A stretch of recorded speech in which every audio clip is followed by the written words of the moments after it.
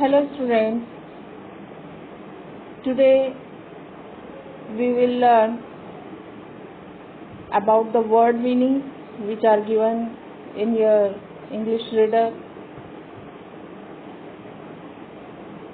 You note down it and learn also. You have to make notes properly. Okay?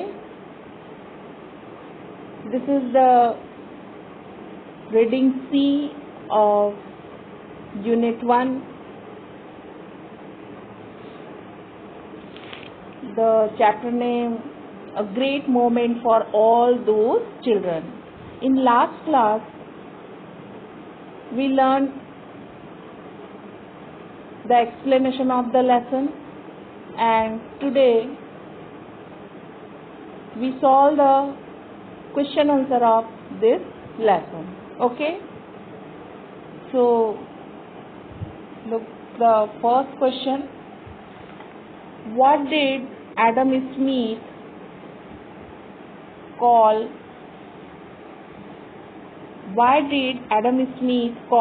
Kailash Satyarthi? Okay,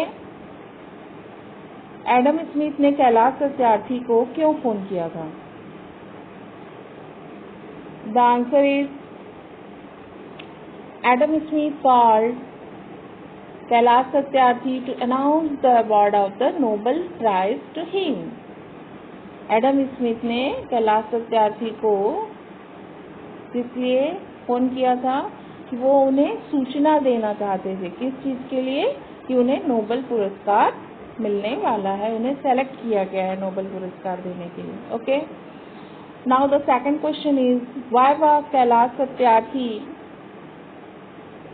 awarded the Nobel prize for peace? Kailash Satyarthi को peace mean शांति के लिए जो Nobel पुरस्कार दिया जा रहा था वो क्यों दिया गया था? Okay, look the answer. Kailash Satyarthi was awarded the Nobel Prize for Peace because Kailash Satyarthi had devoted his life for the upliftment of millions of children in the world who are deprived of their childhood and health and education and fundamental rights to freedom. Okay? Kailash Satyarthi को Nobel पुरस्कार क्यों दिया जा रहा था? क्योंकि कैलाश सत्यार्थी ने अपने जीवन में अपना जीवन जो है उन 100 मिलियंस ऑफ बच्चों के लिए समर्पित कर दिया था जो वंचित थे, डिप्राइव्ड थे. किस चीज से? अपने बचपन से, शिक्षा से, स्वास्थ्य से और अपने जो फंडामेंटल राइट्स टू फ्रीडम है, जो मौलिक अधिकार है, उन सब चीजों से वंचित थे. स्वतंत्रता के जो मौलिक अधिकार है उन सभी चीजों से वो वंचित थे और इसलिए उन्होंने उस पर काम किया और इस कारण उन्हें नोबेल प्राइज के लिए सेलेक्ट किया गया. Okay, now the third question: why did Kailash Satyarthi say on being congratulated by Adam Smith? Why did Kailash Satyarthi say, Kailash Satyarthi ने क्या कहा? कब? Being congratulated by Adam Smith, जब एडम स्मिथ ने उनको बधाई दी तब कैलाश सत्यार्थी ने एडम स्मिथ से क्या कहा? Answer is Kailash Satyarthi told that it was the great honour to hundreds of millions of children who are deprived of their childhood and health and education and as well as fundamental rights to freedom. Kailash Satyarthi ने क्या answer दिया? कि यह उन सभी बच्चों के लिए सम्मान है जो सैकड़ों लाखों बच्चे अपने चाइल्डहुड से, अपने हेल्थ के लिए, अपने एजुकेशन के लिए और फंडामेंटल राइट्स ऑफ फ्रीडम, जो मौलिक अधिकारों की जो स्वतंत्रता है उन सभी से वो डिप्राइव्ड है, वंचित है, उन सभी के लिए ये सम्मान है. Okay, Now the next question is, what is the end child slavery week? What is the end of child slavery week? End of child slavery week means जो छोटे बच्चे जो अंडर 14 होते हैं उनको बाल कहा जाता है, चाइल्ड कहा जाता है।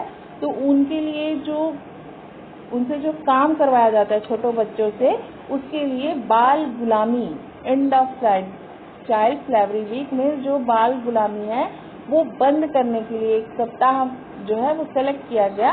तो वो क्या है? What is that? Okay, now look the answer. The end of child slavery week means to abolish the child slavery from the world as it is an evil and crime against humanity. That means जो हमारा all over जो world है वहाँ से हमको क्या करना है कि ये जो बाल गुलामी है, जो चाइल्ड स्लेवरी है, उसको हमको क्या करना है? डिस्ट्रॉय करना है, पूरी तरीके से उसका एंड कर देना है, समाप्त कर देना है। क्योंकि ये क्या है? The word it is the evil, evil means बुराई, क्योंकि यह एक बुराई है।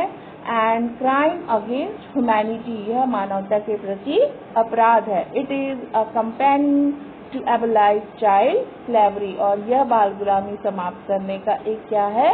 कैंपेन। कैंपेन एक अभियान चलाया गया कि अब पूरे विश्व से हमें क्या करना है कि जो चाइल्ड स्लेवरी है उसको समाप्त करना है। Okay, now the next question number 5, what does Satyarthi mean by planet in the text? इस पाठ में यह जो लेसन है उसमें कैलाश सत्यार्थी का ग्रह, जो प्लैनेट है उसको हम ग्रह बोलते हैं, उससे क्या तात्पर्य है? प्लैनेट क्यों कहा गया है? By the term planet, answer by the term planet Satyarthi means the living children on this earth to whom we have to save.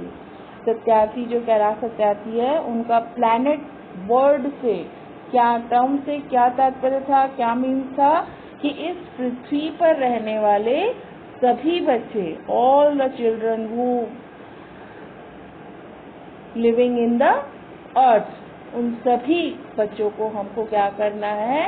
इस चीज से बाल जो गुलामी है या जिसे हम चाइल्ड स्लेवरी कहते हैं उससे हमें उन बच्चों को बचाना है। Okay, now the next question number 6, as children how can you help in the movement started by Kailash Satyarthi? The answer is, what is the meaning? बच्चे होने पर, यदि आप बच्चे होते तो कैलाश सत्यार्थी जो एक मूवमेंट जो चला रहे थे, जो एक अभियान चला रहे थे, तो आप क्या मदद कर सकते थे उनकी? उसके बारे में लिखना है। The movement started by Kailash Satyarthi as children we can take the responsibility not to become slave of anyone. Not to become slave of anyone मतलब हम किसी भी बच्चे को गुलाम बनने नहीं देंगे। अगर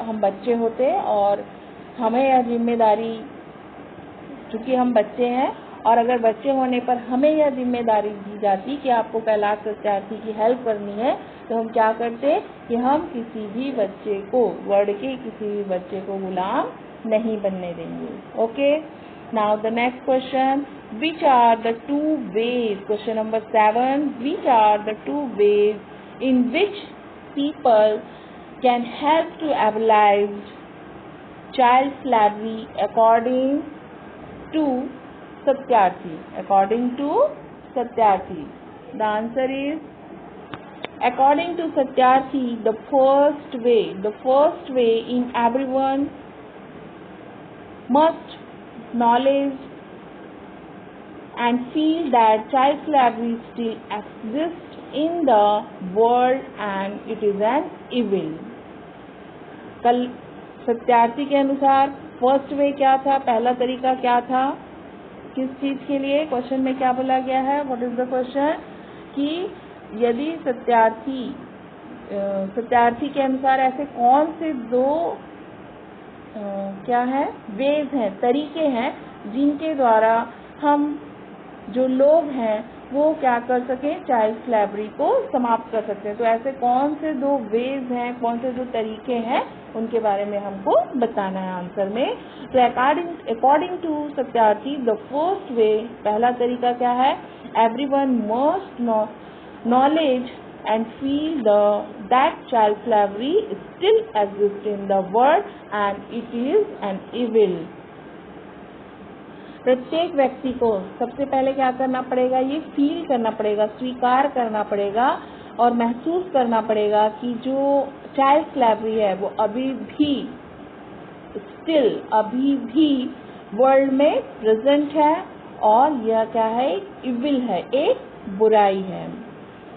and we have to abolish it, और इसे हमें क्या करना पड़ेगा, एबलाइज, पूरी तरीके से समाप्त करना पड़ेगा। Okay, the second way is, दूसरा तरीका क्या है, a need of higher amounts of political views and corporate engagement to abolish the child slavery.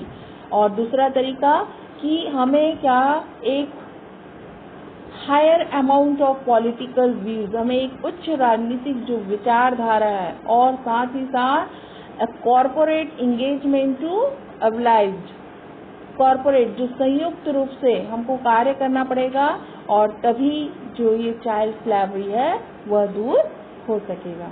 Okay, now the next question 8 is omitted. Okay, and this is the question answer is completed of this lesson, and now we look the next thing of the back exercise of this